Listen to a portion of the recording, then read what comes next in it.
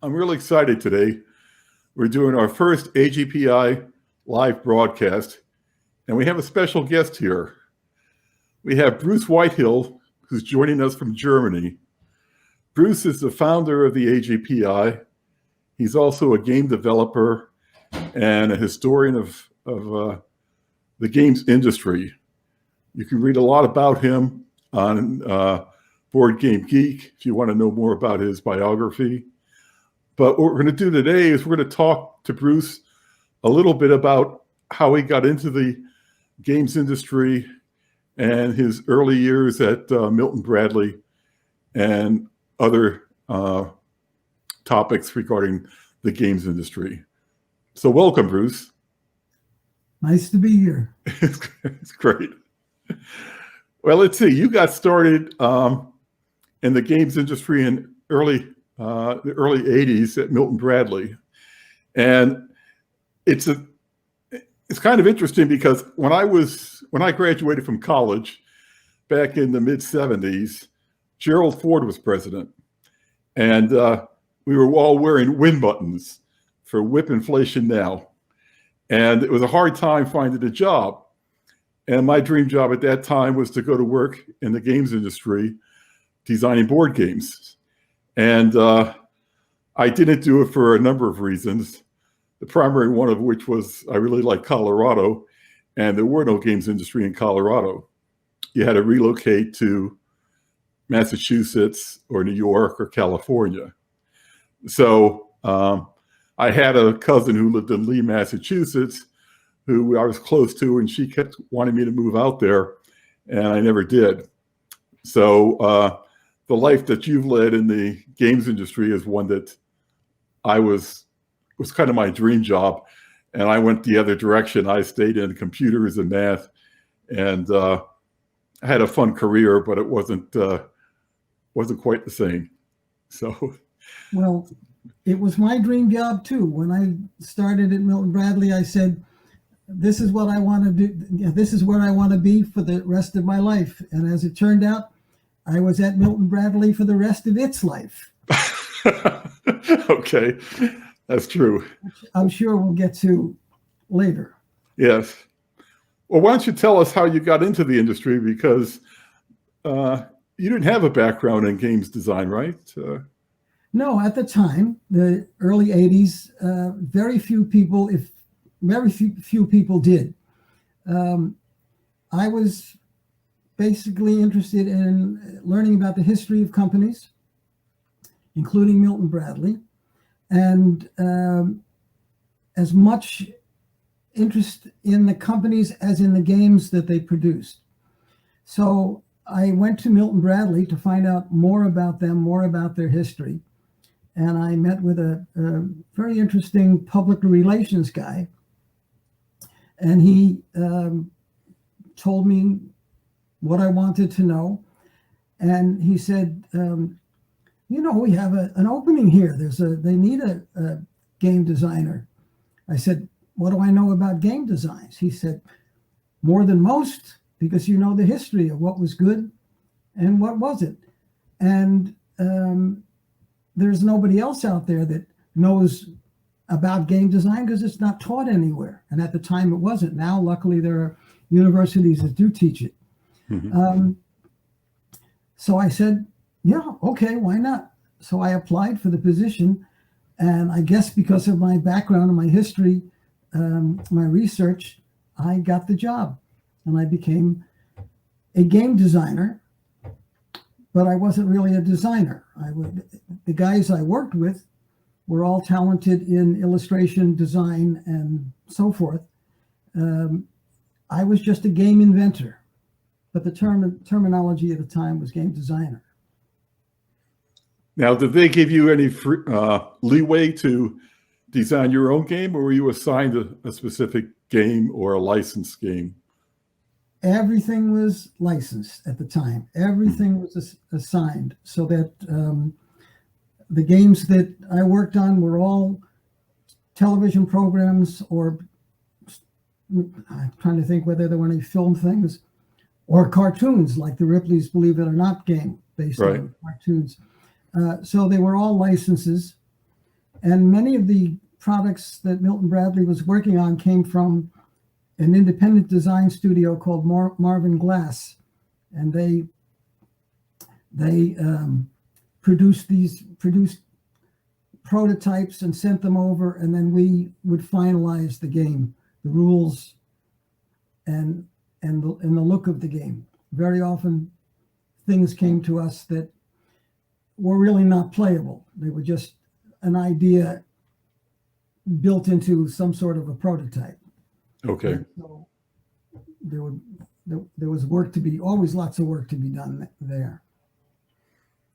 Yeah, that was one of the disappointments I had when I was looking at Milton Bradley. Most of their games were licensed, and I wanted to design like the next Twixt, some strategy game. And I looked at it and I thought, 3M puts that kind of game out, but they were going out of business. And I didn't think that Milton Bradley would be interested in the type of games I was thinking about designing.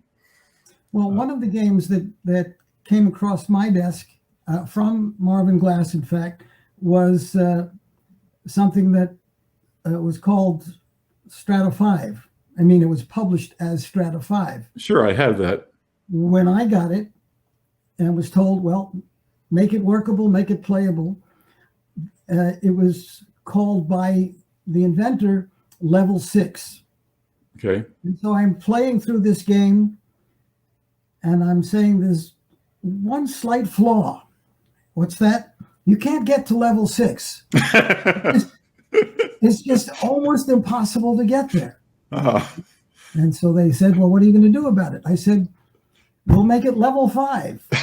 And I put the whole game, reconstructed the game, because every time you make a change, you have to change other things connected with it, change other rules and so forth. And it came out as level 5, and then it was marketed as Strata 5. Okay. And that's the interesting. kind of game you're talking about. That was an Avalon Hill kind of game. Yeah, it was. I still have a copy of it in my collection. So, if they came to you and said, we've got a license for Dukes of Hazzard, you would have to design rules to fit a game with the theme of Dukes of Hazzard. That's kind of how you would approach it as a designer. Yeah.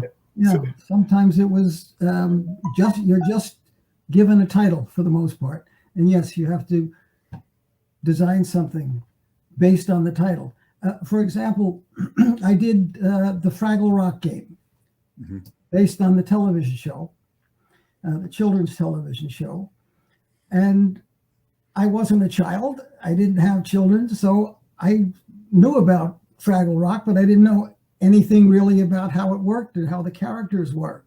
Okay. So I spent, I don't know how many days, spending hours every morning watching basically cartoons on television, watching Fraggle Rock, taking notes, learning about the characters, the relationships, and so forth, and then did the game, which I have here, if you'd like to see it. Sure, let's take a look at the box.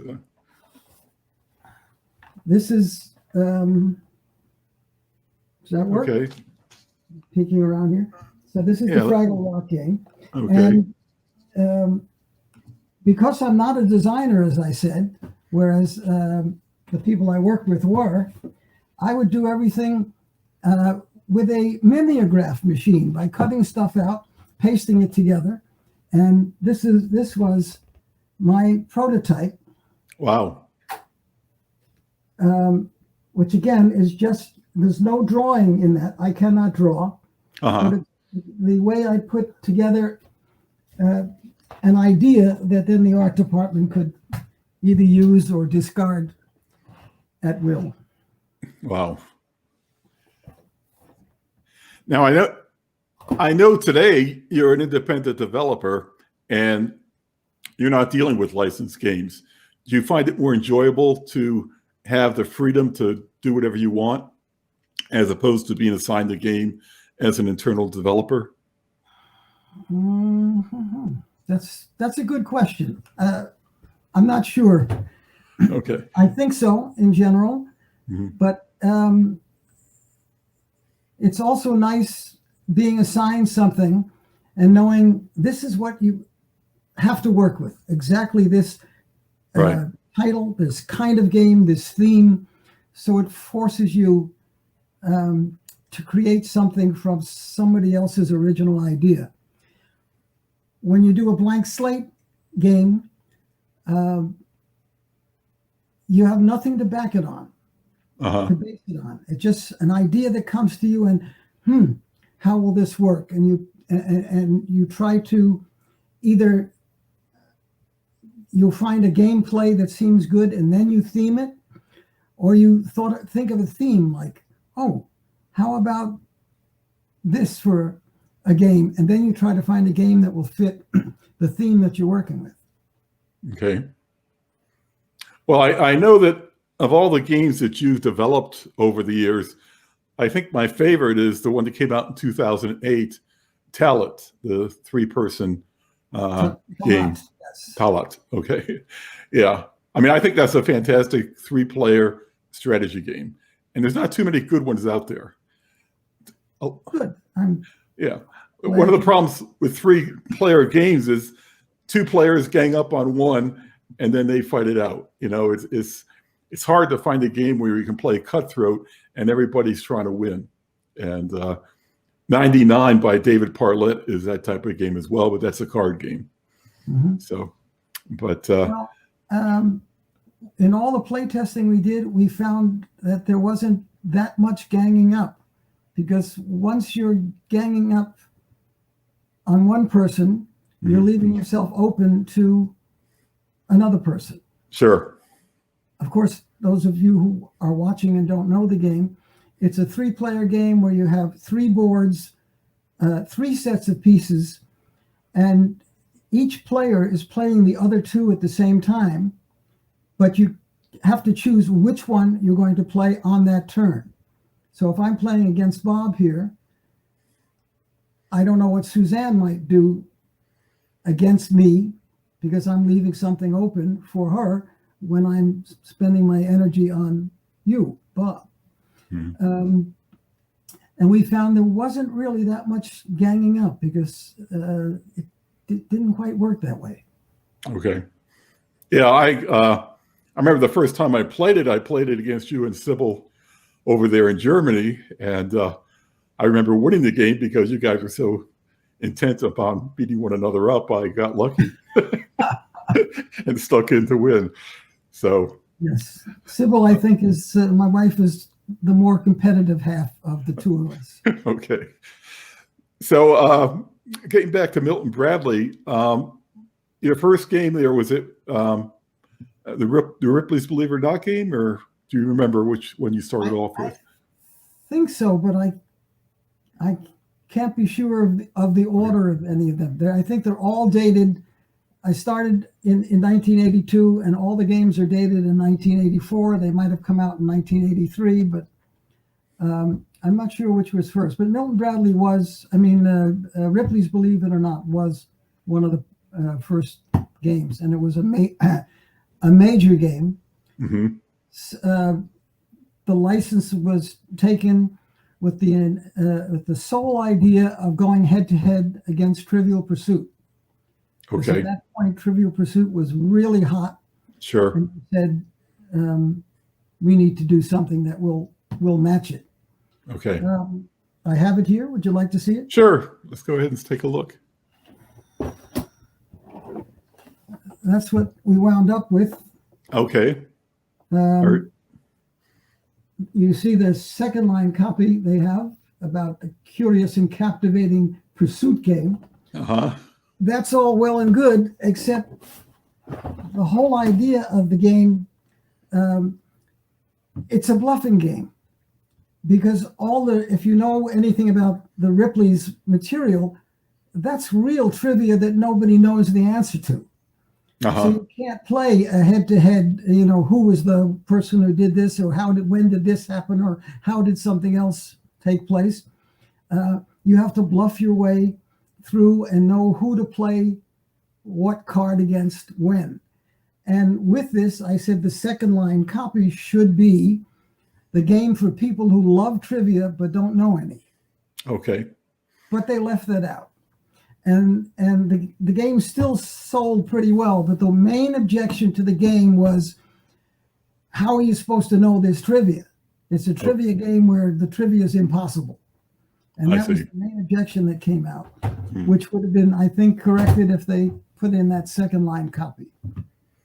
Okay.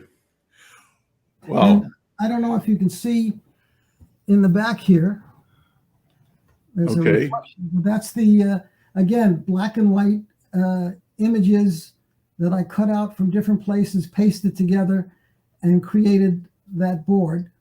And they did use the same format for the game board. Actually, yeah, for the whole game, that became like a prototype. Okay. Yeah, I know I've seen the game, and it looks very similar to that board. Right. So how long did it take you to develop that game, time-wise? I have no idea. Oh, I mean, Bob, that's too hard a question. I thought, I mean, and it was too long ago. I was working all the time on different projects, but I can't keep I can't tell you the time or. Okay. Is there a typical time that you typically work? I mean, like 6 months or 3 months on a game, or does it just vary all over? Yeah, it could really vary. Unlike when you do your own games, where you can come up with an idea and 2 days later you're playtesting something that you put together. These games were sort of more developed and they took more time. And you have to remember that because you're working in a company, you're not only dealing with the bosses who have one idea of what they expect. Usually the relationship with the bosses is pretty good, but you're also dealing with the marketing department. Okay. They're the ones that decide whether or not they like what you're doing, or they want to go with it, or they want something different. And they don't come into it until the end. Okay. So a lot of what you're doing, it has to be, it has to pass muster with the marketing department. And when I first got to Milton Bradley, and I said to one of the longtime game designers there, I mean, this is great. Imagine getting up every day and making games for the public, for people. Right. And he shook his head. He said, "You're not doing that." I said, "What?"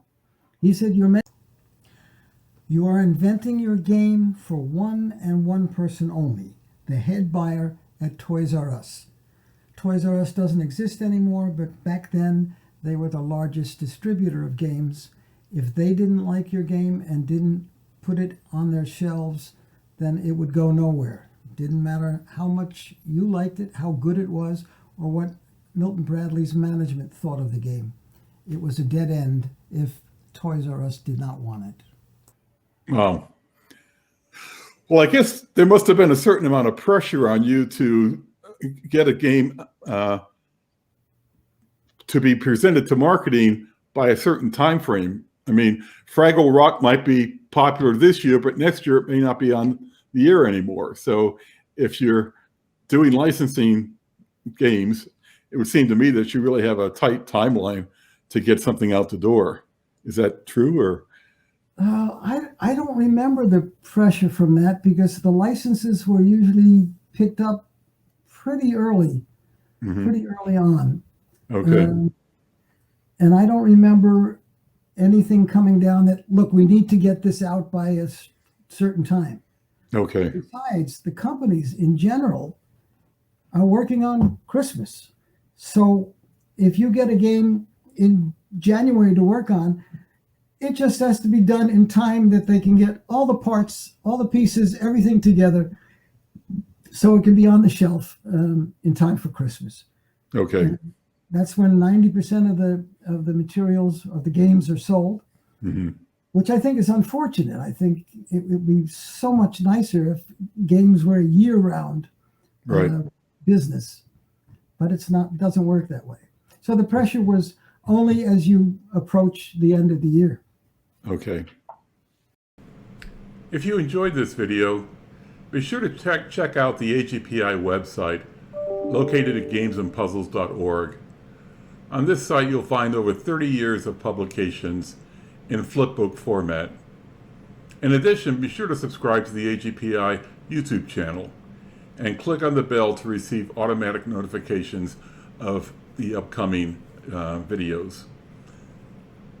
Thanks again for joining us, and we'll see you Thank next you. time.